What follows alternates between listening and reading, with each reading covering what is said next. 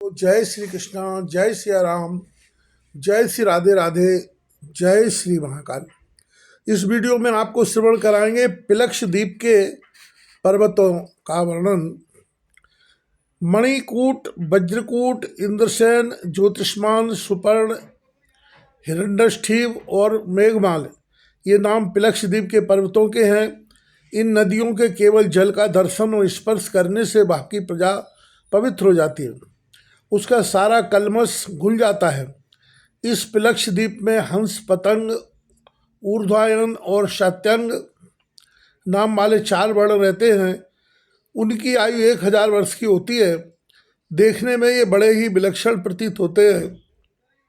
वे तीनों वेदों में बताई हुई विधि के अनुसार स्वर्ग के द्वारभूत भगवान सूर्य की उपासना करते हैं। वे कहते हैं जो सत्रित वेद एवं सत्कर्म के अधिष्ठाता हैं, अमृत एवं मृत्यु अर्थात यम जिनके विग्रह हैं, उन पुराण पुरुष विष्णुमय भगवान सूर्य की हम शरण लेते हैं।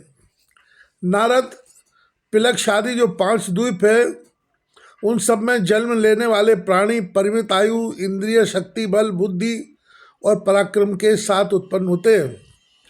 इक्षु रस का समुद्र पिलक्ष द्वीप की अपेक्षा बहुत बड़ा है, अतः पिलक्ष द्वीप से दूने विस्तार वाला शाल्मली द्वीप है।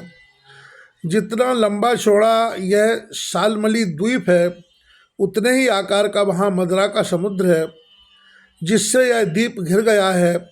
वहाँ ऐसा बड़ा एक सेमर का वृक्ष है, जैसे पिलक्ष द्वीप में पाकड़ का था।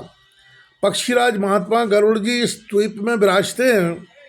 उस शाल्मली द्वीप का शासन सूत्र राजा यज्ञबाहु के हाथ में है। ये यज्ञबाहु राजा प्रियव्रत के ही पुत्र हैं। उन्होंने ही अपने 7 पुत्रों को यह पृथ्वी बांट रखी है। शाल्मली द्वीप के 7 वर्षों के नाम हैं सुरोचन, सोमनस, रमणक, देववर्ष का पारिभद्र, आप्यायन और विज्ञान। इन वर्षों में 7 पर्वत और 7 नदियाँ भी हैं। पर्वतों के नाम है सरस, सतसंग, वामदेव, कंदक, कुमुद, पुष्पवर्ष और सहस्त्रश्रुति। तथा नदियों के नाम हैं अनुमति, सिनीवाली, सरस्वती, कुहू, रजनी, नंदा और राका। इन वर्षों में रहने वाले समस्त पुरुष श्रुतधर, वीरधर, वसुंधरा और ईशुंधर संज्ञक 4 वर्णों में विभक्त है। वेद स्वरूप चंद्रमा को भगवान ईश्वर मानकर वे उनकी उपासना करते हैं। कहते हैं जो अपनी किरणों से पितरों के लिए शुक्ल और कृष्ण मार्ग का विभाजन कर रहे हैं तथा संपूर्ण प्रजा जिनका शासन मानती है, वे भगवान स्वयं प्रसन्न हो जाए। इस प्रकार मदरा के समुद्र की अपेक्षा स्वयं दुगने विस्तार वाला कुश द्वीप है। वह द्वीप घृत के समुद्र से घिरा दिखता है। वहाँ कुश की एक सघन झाड़ी है, अतः उसे कुश द्वीप कहते हैं। अग्निदेव अपनी सुंदर ज्वाला से काष्ठों को भस्म करते हुए सर्वव्यापी होकर विराजते हैं। यह कुश द्वीप प्रियव्रत कुमार राजा हिरण्यरेता के शासन में है। हिरण्यरेता ने इस द्वीप में 7 वर्ष करके इसे अपने 7 पुत्रों को सौंप दिया है। पुत्रों के नाम है वसु, वसुदान, दृढ़रुचि, नाभिगुप्त, स्तुत्यव्रत, विविक्ति और भामदेव। इन वर्षों में उनकी सीमा निश्चित करने वाले चक्र, चतुश्रंग, कपिल, चित्रकूट, देवानीक, ऊर्ध्वरोमा और द्रविड़ नाम वाले 7 पर्वत प्रसिद्ध हैं। नदियाँ भी 7 हैं। उनके नाम हैं रसकुल्वा, मधुकुल्या, मित्रविद्या, श्रुतविद्या, देवगर्भा, घृतच्वता और मंत्रमालिका। कुशद्वीप के समस्त निवासी इन्हीं नदियों का जल पीते हैं। कुशल, कोविद, अभियुक्त और कुलक संज्ञक 4 वर्ण वहाँ रहते हैं। ये अग्नि को भगवान श्री हरि का विग्रह मानकर अपने यज्ञादि कर्म कौशल द्वारा उनकी उपासना करते हैं। सब लोग वेद के ज्ञाता एवं श्रेष्ठ देवताओं के समान तेजस्वी होते हैं। अग्निदेव से उनकी प्रार्थना है। जात वेदा कहलाने वाले भगवान अग्निदेव आप परब्रह्म परमात्मा को स्वयं हवि पहुँचाते हैं। अतः श्री हरि के अंगभूत देवताओं के द्वारा यजन द्वारा आप उन परम पुरुष परमात्मा का यजन करें। इस प्रकार उस द्वीप में रहने वाले संपूर्ण प्राणियों के द्वारा अग्नि स्वरूप भगवान श्री हरि की उपासना होती है। नारद जी ने कहा, सर्वार्थदर्शी प्रभु, अब आप शेष द्वीपों के परिमाण बताने की कृपा कीजिए। भगवान नारायण कहते हैं, नारद, कुछ द्वीप अत्यंत विस्तृत घृत समुद्र के द्वारा चारों ओर से घिरा हुआ है। इसके बाहर दुगने परिमाण वाला कौंच द्वीप है। इस कौंच द्वीप को इतने ही विस्तार वाले क्षीर समुद्र ने घेर रखा है।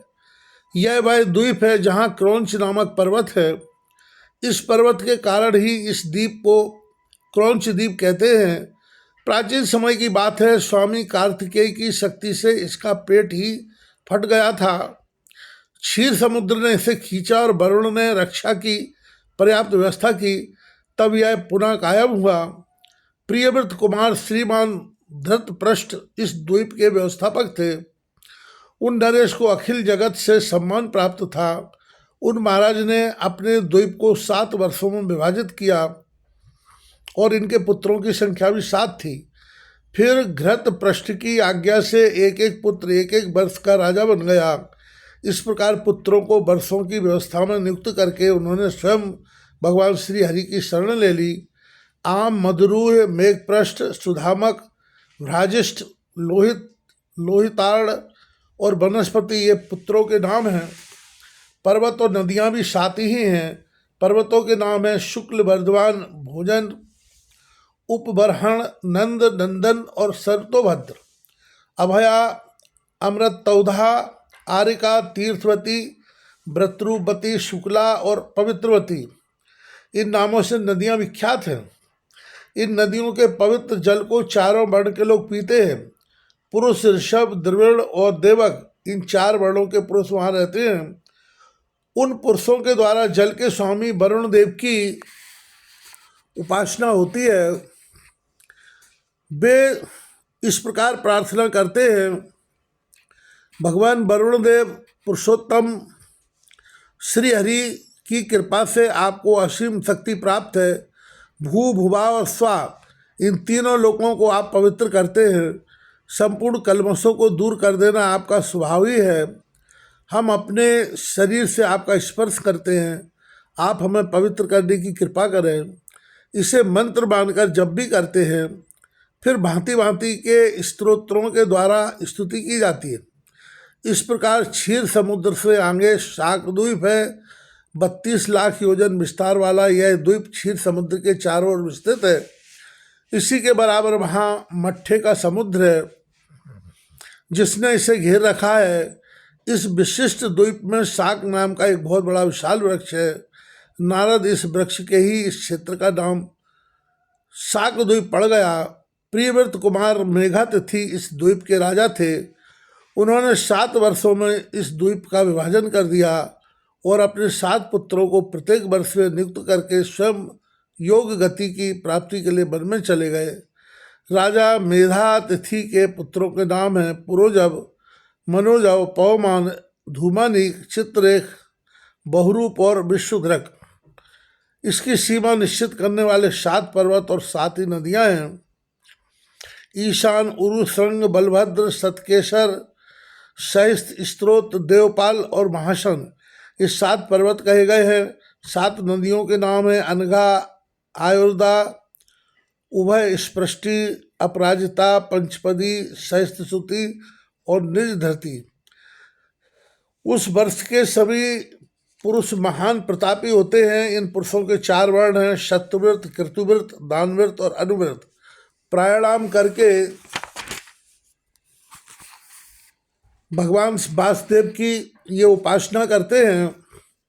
ये यौन स्तुति करते हैं जो प्राणियों के भीतर विराजमान होकर प्रागादि वृत्तियों से प्राणियों का धारण पोषण करते हैं तथा संपूर्ण बराबर जगत जिनके अधीन है, वे अंतर्यामी भगवान स्वयं हमारी रक्षा करें। नारद इस प्रकार मट्ठे के समुद्र से आगे उससे बहुत लंबा चौड़ा विस्तार वाला पुष्कर द्वीप है। यह द्वीप शाक द्वीप से दूने विस्तार में है। अपने जैसे विस्तार वाले मीठे जल के समुद्र द्वारा यह चारों ओर से घिरा है। इस द्वीप में अत्यंत प्रकाशमान एक कमल है। इसकी प्रभूत पंखुड़ियां ऐसी चमकती हैं मानो आग की लपेटन हो। लाखों स्वर्णमय पत्र इस कमल की शोभा बढ़ा रहे हैं। अखिल जगत की सृष्टि करने का विचार उत्पन्न होने पर संसार के एकमात्र शासक श्री हरि ने महाभाग ब्रह्मा के रहने के लिए इसी कमल की स्थापना की है। इस पुष्कर द्वीप में मानसोत्तर नाम का यह एक ही पर्वत है। पूर्व और पश्चिम के वर्षों की सीमा बताना इसका मुख्य उद्देश्य है। यह 10,000 योजन ऊंचा और इतना ही विस्तृत है। इसकी 4 दिशाओं में 4 पुरियां हैं। इन पुरियों में इंद्र आदि लोकपाल रहते हैं। इसके ऊपर से होते हुए सूर्य सुमेरु गिर की प्रदक्षिणा करते हैं। सूर्य के रथ का चक्कर संवत्सर का प्रतीक है। देवयान और प्रत्यान मार्ग से आगे बढ़ता है। प्रियव्रत के पुत्र बीतहोत्र यहाँ राजा थे।